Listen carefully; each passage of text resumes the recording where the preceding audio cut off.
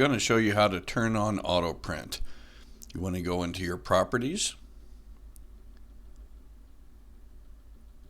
and up here where it says Autoprint disabled, now you click here. Now it will say enable, disabled. You want to enable that and hit save.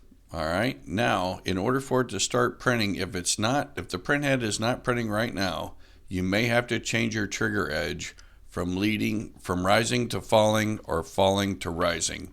It will only print in one of those circumstances. So you may have to change that. Sometimes you will, sometimes you won't, depending on the photo eye you're using. All right, we back out of that. And you should see your product not changing, your product count not changing, but your print count will constantly update every time it prints.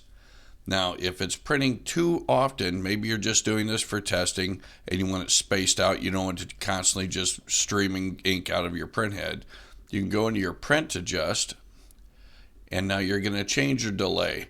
So you could change this to about 300,000, and then you can see how often it's counting your printed count.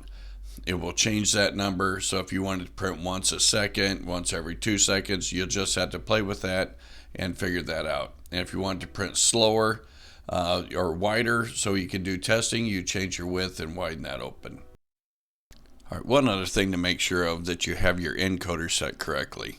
So if you're running an encoder, this will not automatically print unless your encoder is spinning. So if you want to do that without that, we need to come into your properties and see where it says external.